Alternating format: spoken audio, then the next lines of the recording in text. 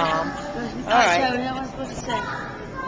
Just tell me about the Bigfoot stuff. So, they have this technology back, it's something like about that, and it goes on back of it.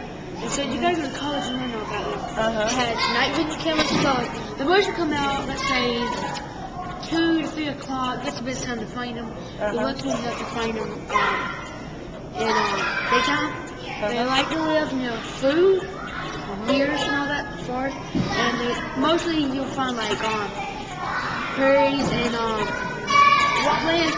So they like to be near water, shelter, food, and some of them like to be around roads.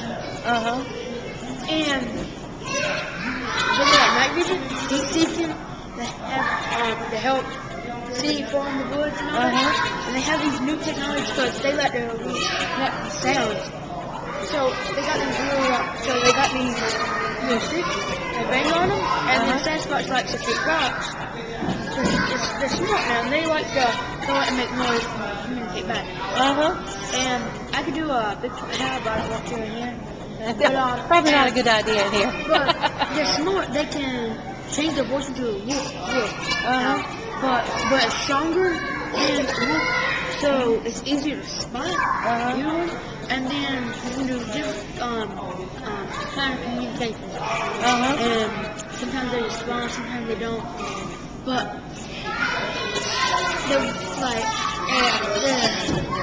they're strong.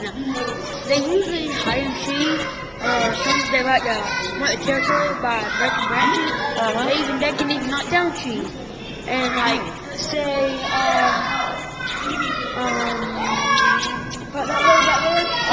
about 4 leaps can run across there. Wow. That's how big it is. And they're usually male or usually 9 feet to 8 feet. And so lucky to find Bigfoot tracks. The best ones are they ever found. It had actual toe prints. And it's interesting. And so what else?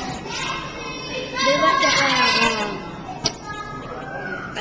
I told they like to have trees, and they like to eat snacks. So people leave them out, and then they put some of the handprint that protect the trees, so whenever they touch it, spread it across there, and it's all kind of footprints and all that. Wow.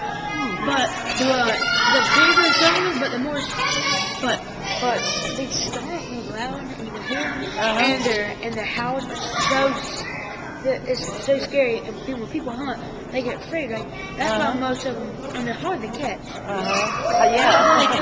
That's why most people don't believe they're out there, because nobody ever caught them. But they're being whenever the first video camera came out, it was like a box kind of recorder. And for a beach, it was a female one, because you could tell by the dress, by the way it was.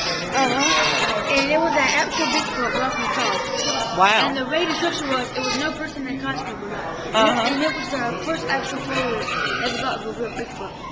Some people still don't believe him. Pretty cool. Just not big enough. It's not big enough.